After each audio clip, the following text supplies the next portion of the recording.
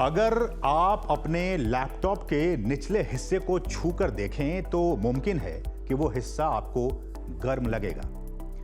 Email को display करने से लेकर स्प्रेडशीट बनाने और कई ऐप्स को चलाने के लिए लैपटॉप को करोड़ों कैलकुलेशन करने पड़ते हैं, जिसमें एनर्जी यानी कि ऊर्जा की खपत होती है। यही वजह है कि जब आप देर तक काम करते हैं तो लैपटॉप की बैटरी जल्दी डिस्चार्ज हो जाती है।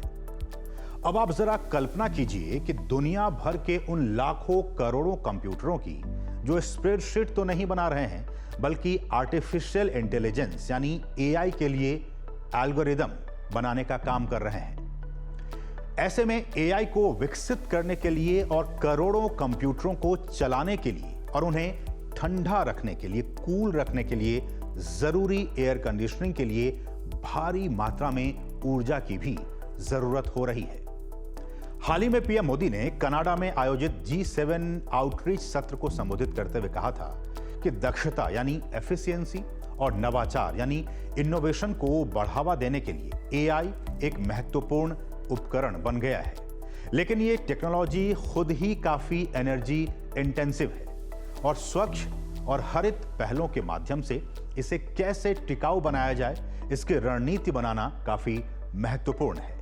तो साइंस स्पार्क के आज के एपिसोड में हम विस्तार से जानने की कोशिश करेंगे एआई और एनर्जी के बीच के संबंधों की, साथ ही एक ग्रीन एआई के लिए ग्रीन एनर्जी यानी सतत ऊर्जा की जरूरत की।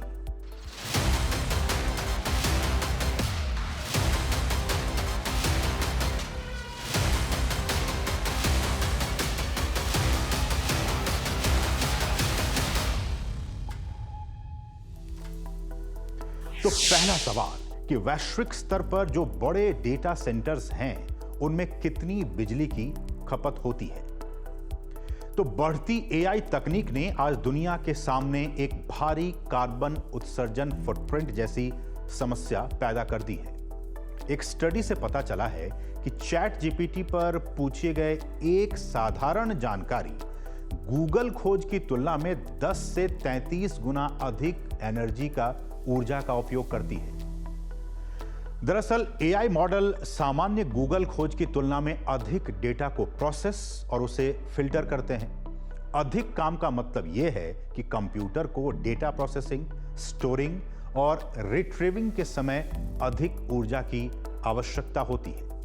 अधिक काम करने से पैदा हुई गर्मी को कम करने के लिए डेटा सेंटर्स पर अधिक शक्तिशाली एयर कंडीशनिंग और दूसरे ठंडे उपाय किए जाते हैं। यूनिवर्सिटी ऑफ कैलिफोर्निया रिवरसाइड की एक स्टडी के मुताबिक साल 2022 में गूगल ने अपने डेटा केंद्रों को ठंडा रखने के लिए लगभग 20 अरब लीटर ताजे पानी का उपयोग किया। 20 अरब लीटर पानी का। और वर्तमान में डेटा केंद्रों की खपत वैश्विक बिजली की खपत का 1 से 1.3% है। मगर जैसे जैसे एआई टूल्स का उपयोग बढ़ेगा, यह खपत भी बढ़ती चली जाएगी।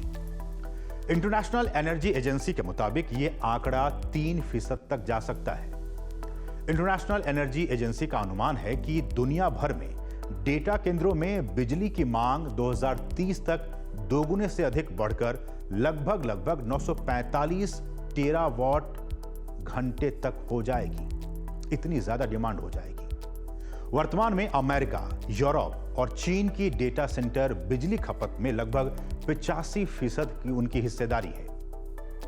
और रिपोर्ट में कहा गया है कि 100 मेगावाट का एक डेटा सेंटर 1 लाख घरों जितनी बिजली का इस्तेमाल करता है। इंटरनेशनल एनर्जी एजेंसी ने यह भी कहा है कि डेटा सेंटरों के विकास से कार्बन उत्सर्जन में भी अप्रत्याशित रूप से वृद्धि होगी, जो कि आज के 180 मिलियन टन कार्बन डाइऑक्साइड से बढ़कर 2035 तक 300 मिलियन टन कार्बन डाइऑक्साइड का उत्सर्जन हो जाएगा। अब दूसरा सवाल कि क्या ग्रीन एनर्जी से पूरी हो सकती है एआई के लिए बिजली की जरूरत, ग्रीन एनर्जी से?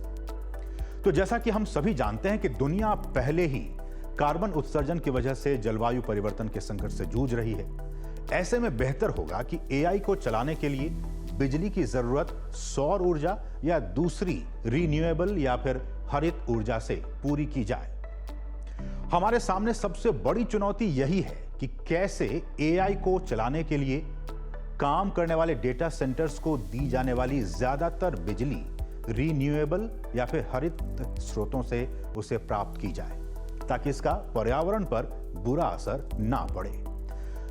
वर्तमान में कोयला बिजली का सबसे बड़ा स्रोत है और जिसकी हिस्सेदारी लगभग 30% है। इसके बाद नवीकरणीय ऊर्जा है जो वैश्विक स्तर पर डेटा सेंटर्स द्वारा खपत की जाने वाली बिजली का 27% योगदान देती है। तीसरे और चौथे सबसे बड़े स्रोत प्राकृतिक गैस और परमाणु ऊर्जा है जो मांग का 26% और 15% पूरा करते हैं। ऐसे में नवीकरणीय ऊर्जा या ग्रीन एनर्जी की हिस्सेदारी को बढ़ाना अब तक की जरूरत हो गई है पूरे दुनिया में। अब तीसरा सवाल कि क्या एआई की ऊर्जा जरूरतों का समाधान सौर ऊर्जा से, सोलर एनर्जी से क्या हो सकता है? तो सौर ऊर्जा सबसे आशाजनक नवीकरणीय ऊर्जा स्रोतों में से एक के रूप में उभरी है और जिसका उपयोग एआई की बढ़ती ऊर्जा मांगों को पूरा करने के लिए किया जा सकता है। सौर ऊर्जा एआई से जुड़ी प्रणालियों के लिए सर्वरों के विशाल नेटवर्क को ऊर्जा प्रदान करने के लिए एक स्वच्छ, नवीकरणीय और एक किफायती समाधान प्रदान करती है।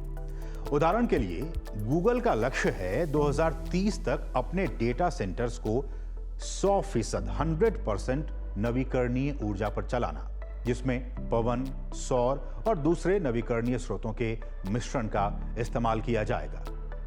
डेटा सेंटर्स को दिन के समय सबसे अधिक ऊर्जा की जरूरत होती है और ये वही समय होता है जब सोलर पैनल्स बिजली पैदा करने में सबसे अधिक प्रभावी होते हैं। इसके अलावा उन्नत बैटरी स्टोरेज सिस्टम दिन के दौरान पैदा हुई अतिरिक्त सोलर एनर्जी को रात में या कम धूप के समय उपयोग करने के लिए स्टोर कर सकते हैं। बैटरी स्टोरेज के साथ सोलर फॉर्म्स को जोड़कर एआई डेटा सेंटर्स लगभग 24 घंटे रीन्यूएबल एनर्जी प्राप्त कर सकते हैं और जिससे कि ग्रिड वाली बिजली और जीवाश्म ईंधन की आवश्यकता काफी कम हो जाती है। अब चौथा सवाल कि सोलर एनर्जी का पूरा लाभ उठाने के लिए डेटा सेंटर्स को किन किन बातों पर ध्यान देने की जरूरत है? तो पहला है डेटा सेंटर का रणनीतिक स्थान, यानी भविष्य के डेटा सेंटर्स को सौर ऊर्जा से अधिक एनर्जी हासिल करने के लिए हाई सोलर रेडिएशन वाले क्षेत्रों में स्थित होना चाहिए। दूसरा है हाइब्रिड रीन्यूएबल सिस्टम, यानी सौर ऊर्जा को विंड या थर्मल जैसे दूसरे नवीकरणीय ऊर्जा स्रोतों के साथ जोड़ने से अधिक बिजली आपूर्ति प्रदान करने में मदद मिल सकती है। यह हाइब्रिड अप्रोच ये सुनिश्चित करता है कि सोलर एनर्जी प्रोडक्शन कम होने पर भी ऊर्जा की उपलब्धता बनी रहे, जिससे कि डेटा सेंटर्स को बिजली मिलने के लिए एक बैलेंस्ड ऊर्जा का मिश्रण मिलता रहे। तीसरा है ऊर्जा भंडारण में निवेश, इन्वेस्टमेंट। तो सोलर एनर्जी को प्रभावी तरीके से स्टोर करने के लिए बैटरी प्रौद्योगिकी में निरंतर निवेश काफी महत्वपूर्ण है। बैटरी स्टोरेज सुनिश्चित करता है कि दिन के दौरान पैदा हुई ऊर्जा का उपयोग रात के दौरान या कम सोलर प्रोडक्शन के दौरान किया जा सकता है, जिससे कि ग्रिड पर निर्भरता कम हो जाती है और डेटा सेंटर का सतत संचालन संभव हो पाता है। और चौथा है सोलर माइक्रो ग्रिड। जी हां, यानी डेटा सेंटर के लिए सोलर माइक्रो ग्रिड विकसित करने से एक इंडिपेंडेंट एनर्जी नेटवर्क भी उपलब्ध हो सकता है जो ग्रिड प्रॉब्लम्स के प्रति रेजिलिएंट हो। और ये माइक्रो ग्रिड स्वतंत्र रूप से या मुख्य ग्रिड के साथ मिलकर काम कर सकते हैं, जिससे ऊर्जा प्रबंधन में लचीलापन मिलता है और विश्वसनीयता भी बढ़ती है। अब पांचवा सवाल कि क्या सस्टेनेबल एआई ही है भविष्य का एआई? तो एआई टेक्नोलॉजी के तेजी से विकास ने हमें एक महत्वपूर्ण पड़ाव पर ला खड़ा किया है। एआई का भविष्य हमारी सतत ऊर्जा या ग्रीन एनर्जी के साथ गहराई से जुड़ा हुआ है।